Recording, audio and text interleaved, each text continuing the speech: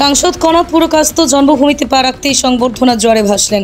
রাজ্যসভার সদস্য নির্বাচিত হওয়ার পর শনিবার প্রথমবারের মতো শিলচরে পৌঁছলেন প্রাক্তন কেন্দ্রীয় মন্ত্রী তথা উত্তর পূর্বের বিজেপির পিতামহ কবীন্দ্র পুরকাস্ত তনয় কনাদ পুরকাস্ত। শিলচরে কুম্ভীরগ্রাম বিমানবন্দরে পৌঁছলে দলীয় কর্মী সমর্থকদের উষ্ণ সংবর্ধনা অভিনন্দনে ভাসলেন কনাদ। এদিন নবনির্বাচিত রাজ্যসভার সদস্য কনাদ পুরকাস্তকে হুডখোলা জিপে বিমানবন্দর থেকে বিজেপি কর্মীরা বাইক র্যালির মাধ্যমে শিলচর নিয়ে আসেন।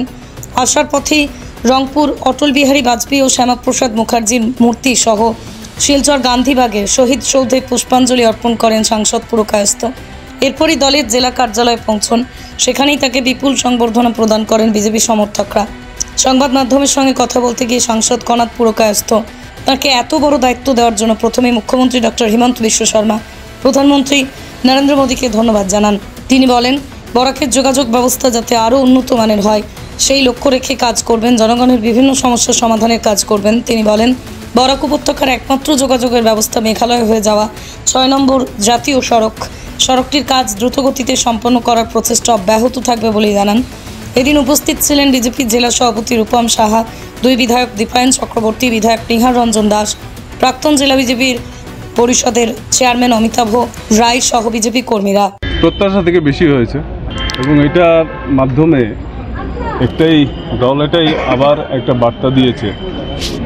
দলে নিষ্ঠা সহকারে ধৈর্য নিয়ে দলের আদর্শকে সামনে রেখে যদি কেউ কাজ করে তো দল আজকে না হলে কালকে তাকে স্বীকৃতি দেবে এবং আমাকে এই স্বীকৃতি দল যেটা দিয়েছে তার জন্য আমি কেন্দ্রীয় নেতৃত্ব, বিশেষ করে আমাদের মাননীয় প্রধানমন্ত্রী নরেন্দ্র মোদীজি, আমাদের রাষ্ট্রীয় সভাপতি জেপি নাড্ডাজি, আমাদের গৃহমন্ত্রী শ্রী অমিত শাহজি এবং আমাদের আসামের সর্বকালের সর্বশ্রেষ্ঠ মুখ্যমন্ত্রী ডক্টর হিমন্ত বিশ্ব শর্মাজি, আমাদের রাজ্যিক সভাপতি দিলীপ শইকিয়াজি সহ আমাদের দলের সকল বরিষ্ঠ নেতৃবৃন্দ, দলের আমাদের আসামের 60 লক্ষ যারা কার্যকর্তা যারা রয়েছেন, প্রত্যেকের আশীর্বাদ এবং শুভেচ্ছায় আজকের দিনে এই প্রাপ্তি আমার ঘটেছে।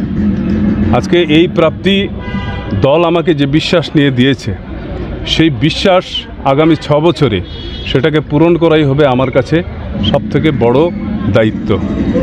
এবং আসামের সাথে সাথে বিশেষ করে বরাক উপত্যকার বর্তমান সময়ে আপনারা লক্ষ্য করেছেন যে আমাদের সরকার আসার পরে, কেন্দ্র এবং রাজ্যে সরকার আসার পরে বরাক উপত্যকার বরাক এবং ব্রহ্মপুত্রের সমুন্নয়নের চিন্তাধারা নিয়ে আজকের দিনে আমাদের মাননীয় মুখ্যমন্ত্রী কাজ করছেন। মুখ্যমন্ত্রীর একটা স্বপ্ন যে আগামী দিনে আমাদের এই আসামকে ভারতবর্ষের 5টি উন্নত রাজ্যের মধ্যে একটি শ্রেষ্ঠ রাজ্য হিসেবে প্রতিষ্ঠিত করা এবং সেই লক্ষ্য নিয়ে যে কাজ উনি করছেন সেই কাজে সহযোগী হয়ে মুখ্যমন্ত্রীর স্বপ্ন এবং তার সাথে সাথে সমগ্র আসামবাসীর যে স্বপ্ন, দীর্ঘদিনের যে প্রত্যাশা, সেটা পূরণই হবে আমার প্রথম দায়িত্ব। এর মাধ্যমে আমার কাজ চালিয়ে যাব। বরাক উপত্যকায় বর্তমানে যোগাযোগের ক্ষেত্রে একটা বৈপ্লবিক পরিবর্তন আসতে চলেছে। বিশেষ করে আমাদের ইস্ট ওয়েস্ট করিডোর যেটা মহাসড়ক আগামী 2026-এর জানুয়ারি মাসে সেটাকে ডেডলাইন দেওয়া হয়েছে যে সেটা সম্পূর্ণ করার। এবং আমার প্রথম কাজ থাকবে যে আগামী 2026-এর জানুয়ারি মাসের মধ্যে মহাসড়কের যে কাজ সেটা সম্পূর্ণ হয়ে এটার যাতে সেখান থেকে চালু হয় এবং বরাক উপত্যকার মানুষ যোগাযোগের ক্ষেত্রে যে এতদিন ধরে যে কষ্ট যেটা বরাক উপত্যকার মানুষের ছিল সেটা যাতে লাঘব হয়।